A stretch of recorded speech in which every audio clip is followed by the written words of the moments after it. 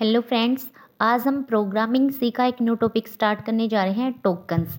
कि जो हमारे टोकन्स होते हैं वो क्या होती है, एक स्मॉलेस्ट इंडिविजुअल यूनिट होती है किसकी, प्रोग्राम्स की, जिसे हम क्या कहते हैं, टोकन्स कहते हैं। मतलब it is a smallest individual unit of any programs is known as tokens. ठीक है, हम इसको जो हमारे जो टोकन्स होते हैं उनको हम फर्दर स्प्लिट नहीं कर सकते, इसलिए हम इंडिविजुअल भी कहते हैं, किसको, टोकन्स को कहते हैं। ठीक है, it we can not split further tokens, so it is also called indivisible. Next है हमारा जो every instruction of a program is the collection of tokens.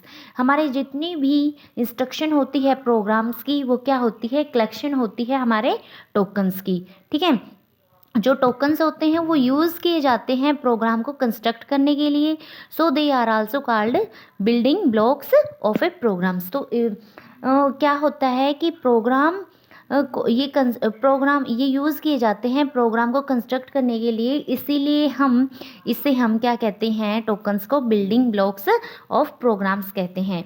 जो हमारे टोकन्स होते हैं वो 7 टाइप्स के होते हैं, जैसे keywords, identifier, tokens, constant, operators, special symbol, string constant और वाइट स्पेसेस। फर्स्टली हम डिस्कस करेंगे कीवर्ड्स के ऊपर। कीवर्ड्स जो होते हैं वो क्या होते हैं, हमारे प्रीडिफाइंस होते हैं, जिनको हम जिनका क्या होता है, मीनिंग पहले से ही ऑलरेडी कंपाइलर को पता होता है। कि जो मतलब जो हमारे कीवर्ड्स होते हैं वो क्या होते हैं, हमारे कीवर्ड्स एक स्पेसिफिक, जिनका स्पेसिफिक मीनिंग्स होता है, जो ऑलरेडी कंपाइलर को पता होता है। जैसे हमारे इंट हो गए, फ्लोट हो गया, कैर हो गया। नेक्स्ट हम इसको अच्छे डीपली पढ़ेंगे एक एक करके। जैसे आइडेंटिफायर होते हैं, इसके अंदर क्या होते हैं, कोई भी नेम्स होते हैं प्रोग्राम्स की। कॉन्स्टेंट्स के अंदर क्या होती है, जिनकी वैल्यू कभी चेंज नहीं कर सकते, मतलब वो कांस्टेंट ही होती है फर्दर आप program, throughout the programme.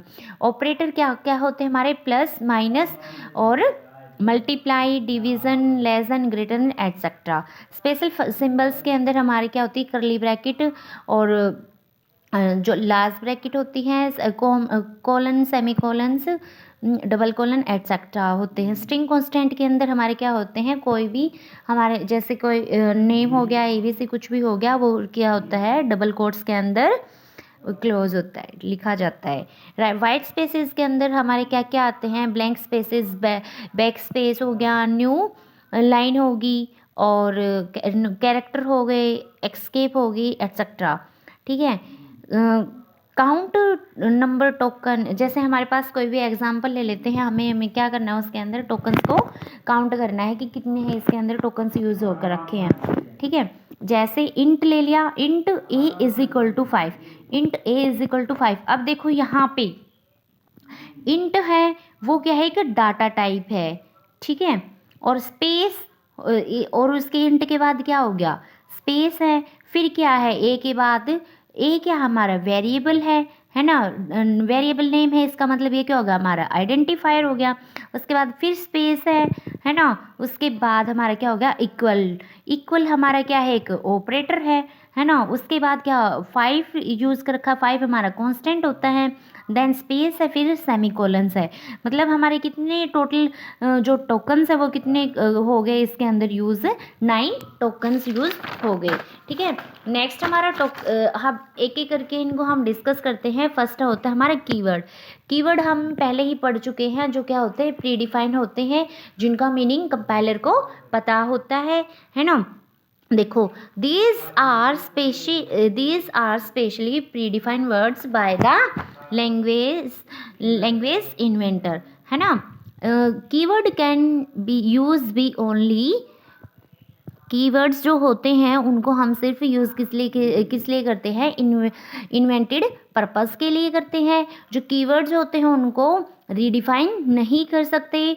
हमेशा जो कीवर्ड्स होते हैं वो उनको रिटर्न किया जा सकता है किस में, लोअर केस में, ठीक है। जो टोटल जो कीवर्ड्स होते हैं हमारे 32 कीवर्ड्स होते हैं। जो कीवर्ड्स हैं sometimes also called as reserved word. क्यों कहा जाता है? क्योंकि वो प्री डिफाइन होते हैं, उनका मीनिंग जो कंपाइलर है उनको पता होता है, इसीलिए। नेक्स्ट आ गया हमारा आइडेंटिफायर। आइडेंटिफायर जो टॉपिक है वो एग्जाम के पॉइंट ऑफ व्यू से बहुत ही इम्पोर्टेंट है, इसको ध्यान से पढ़ेगा। क्या है हमारा? It is a user defined names. ये क्या है? एक यूज़र डिफाइंड नेम है। गिव टू एनी वेरिएबल, किसी भी वेरिएबल्स को किसी भी क्या क्या हो सकता है? किसी वेरिएबल का हो सकता है, एरे फंक्शंस का हो सकता है, स्ट्रक्चर का हो सकता है, यूनियन का हो सकता है, या फिर एन्यूमरेशन का हो सकता है, फाइल्स का हो सकता है, एट्सेट्रा। इसके जो रूल्स होते हैं वो क्या होते हैं, डिस्कस करते हैं हम। ऑल अल्फ़ाबेट्स आर अलाउड, मतलब सभी के सभी जो अल्फ़ाबेट्स होते हैं वो अलाउ किए जाते हैं इसके अंदर। वो हो सकता है अपर केस में भी हो सकते हैं और लोअर केसेस में भी हो सकते हैं। और जो ऑल डिजिट, जितनी भी हमारी डिजिट्स होती हैं वो भी इंक्लूड होती है इसके अंदर, जैसे 0 to 9 हो गया। Only underscore is allow from special symbol, जो हमारे स्पेशल सिंबल्स होते हैं उनमें से सिर्फ जो अंडरस्कोर होता है उसको ही अलाउ किया जाता है। आइडेंटिफायर है उसको हम कैन स्टार्ट ईदर अल्फ़ाबेट्स और अंडरस्कोर, मतलब जो आइडेंटिफायर है उसको हम किसको अल्फ़ाबेट से भी स्टार्ट कर सकते हैं या फिर अंडरस्कोर से भी। ठीक है। नेक्स्ट है हमारा it can not start with any digit, मतलब जो हमारे आइडेंटिफायर है उनको हम किसी डिजिट से स्टार्ट नहीं कर सकते। No spaces allow in the identifier, और जो आइडेंटिफायर होते हैं उनके बीच में कोई भी स्पेस है उनको अलाउ नहीं किया जा सकता। The identifier must not be any keywords और रिजर्व वर्ड। क्या होगा कि जो आइडेंटिफायर होते हैं वो जरूरी नहीं है कि कोई भी कीवर्ड्स हो या फिर कोई रिजर्व वर्ड हो। ठीक है। और एक मेन इंपॉर्टेंट बात क्या होती है हमारे आइडेंटिफायर के अंदर, कि जो लेंथ होती है आइडेंटिफायर की, it will be depend to machine, ये डिपेंड होती है machine to machine, but it is always under usable maximum. और इसका जो क्या होता है मैक्सिमम क्या होता है कि 32 कैरेक्टर्स जो होते हैं हमारे उसके अंदर हम लिख सकते हैं। ये मेन इम्पोर्टेंट है आइडेंटिफायर के अंदर। ठीक है। नेक्स्ट है हमारा कांस्टेंट। कांस्टेंट को हम इसके अंदर डिस्कस कर लेते हैं। नेक्स्ट वीडियो के अंदर हम ऑपरेटर को डिस्कस करेंगे, स्पेशल सिंबल को, स्ट्रिंग कांस्टेंट को। ठीक है। ऐसे ही प्लीज़ गाइज, अगर आपको हमारी वीडियो अच्छी लगती है तो वीडियो को एंड तक ज़रूर देखें और वीडियो को ज़्यादा से ज़्यादा लाइक करें, शेयर करें और चैनल को सब्सक्राइब करना ना भूलें। ठीक है। जैसे अब आता है हमारा कांस्टेंट, कई बार हम इसको क्या बोलते हैं, लिटरल्स भी बोल सकते हैं। The fix values that do not change during the execution of a program is known as a constant। मतलब वो फिक्स वैल्यू जिसको हम प्रोग्राम को एग्जीक्यूट करते समय उसको चेंज नहीं कर सकते, उस वैल्यू को, वो क्या कहलाती है, हमारी कांस्टेंट कहलाते हैं। कांस्टेंट होते हैं उसके दो टाइप्स होते हैं, न्यूमेरिक कांस्टेंट और कैरेक्टर कांस्टेंट। न्यूमेरिक और कांस्टेंट होते हैं उसके दो टाइप्स होते हैं, इंटीजर और रियल कांस्टेंट। इंटीजर के हम अंदर हमारे जैसे 5, -1, 6, -2, -3 एट्सेट्रा। और रियल कांस्टेंट के अंदर क्या होते हैं, हमारे जो डेसिमल पॉइंट्स होते हैं वो होते हैं जैसे 0.79, 2.38 एट्सेट्रा। ठीक है। कैरेक्टर्स के अंदर दो टाइप्स होते हैं, सिंगल कैरेक्टर और सिंगल कैरेक्टर कांस्टेंट और स्ट्रिंग कांस्टेंट। सिंगल के अंदर क्या होता है, कोई भी जो वेरिएबल है उसको हम क्या करते हैं, अल्फ़ाबेट्स उसको सिंगल कोट के अंदर लिखते हैं, और स्ट्रिंग के अंदर क्या होते हैं, डबल कोट के अंदर। एक बार इसको हम डिस्कस कर लेते हैं। फर्स्ट क्या आता है हमारा, इंटीजर कांस्टेंट। इंटीजर कांस्टेंट के अंदर क्या होता है, a sequence of digit without decimal. इसके अंदर क्या होती है, एक सीक्वेंस होती है जो बिना डेसिमल पॉइंट के होती है। Exponential part is known as integer constant, जैसे -1, 2, 5 और एट्सेट्रा। ठीक है। इसका जो रूल्स होते हैं वो क्या होते हैं, must have 1 digit without any decimal point, मतलब एक डिजिट जरूर होनी चाहिए विदाउट डेसिमल पॉइंट के। ठीक है। Commas and blank space is not allow here. यहाँ पे क्या होते हैं, जो कॉमा होते हैं और ब्लैंक स्पेस होते हैं उनको हम अलाउ नहीं करते। इंटीजर कैन बी पॉजिटिव और नेगेटिव बाय डिफ़ॉल्ट। क्या होता है, इंटीजर है वो पॉजिटिव भी हो सकता है और नेगेटिव, लेकिन जो बाय डिफ़ॉल्ट जो वैल्यू ली जाती है वो पॉजिटिव ही साइन माना जाता है, जैसे +7, 8, -9 और एटसेट्रा। ठीक है, जो रिप्रेजेंटेशन होती है हमारी इंटीजर कांस्टेंट की, उनको हम 3 टाइप से रिप्रेजेंट कर सकते हैं, डेसिमल फॉर्म में, ऑक्टल में और हेक्साडेसिमल में। मतलब डेसिमल मतलब जिसका 10 बेस हो, ऑक्टल मतलब जिसका बेस 8 हो, हेक्सागन मतलब जिसका बेस 16 हो। एक एक करके इनको हम डिस्कस करते हैं। डेसिमल के अंदर क्या होता है, हमारा 0 से लेके 9 तक इनका डिजिट का यूज़ करते हैं। ठीक है, जैसे 749 और 347। ठीक है, नेक्स्ट हमारा क्या आ गया, octal integer. Octal integer constant के अंदर क्या था, बेस इसका क्या होगा, 8 हो जाएगा। ठीक है, और इनको यूज क्या करेंगे, 0 to 7। एग्जाम्पल हमने ले लिया 347। अब देखो आपके माइंड में एक बात जरूर टकराई होगी, एग्जाम्पल हमने जो स्टार्टिंग में था उसका भी तो यही लिया था, किसका, डेसिमल का 347, और ऑक्टल का भी ले लिया हमने 347। लेकिन एक बात हमेशा याद रखना कि जो ऑक्टल नंबर होता है उसके सामने क्या होता है, जो पहले 0 लगा होगा, जैसे 0347। ठीक है, लेकिन जो डेसिमल होगा वो सिंपल होगा 347। ठीक है, ये हमारा डिफरेंस होता है। नेक्स्ट आ गया हमारा hexagon, hexadecimal integer constant. Hexa मतलब 16 जिसके अंदर होते हैं, एक तो 0 to 9 ले लेंगे और बाकी बच गए, जैसे हमारे A to F ले लेंगे। मतलब 10 के लिए A, 12 के लिए 11 के लिए B, 12 के लिए C, 13 के लिए D, 14 E, 15 F। ठीक है, और इसका जो आइडेंटिफाई क्या होगी, 0 के साथ x भी लगा होगा, जैसे 0x3A।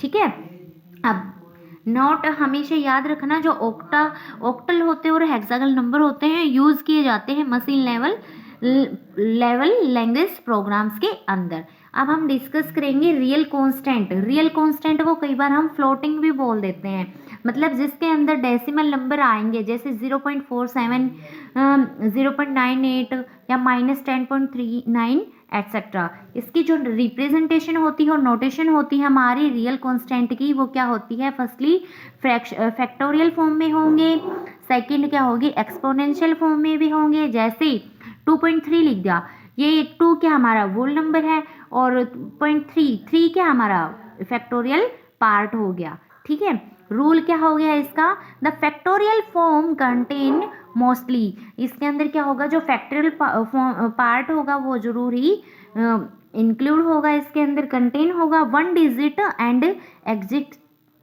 1 डेसिमल पार्ट, और उसके अंदर क्या होगा, एक डेसिमल पार्ट भी होगा। कोमा और ब्लैंक स्पेस है वहाँ पे, यहाँ पे अलाउ नहीं होते। इट कैन बी पॉजिटिव और negative, by default sign will be take positive.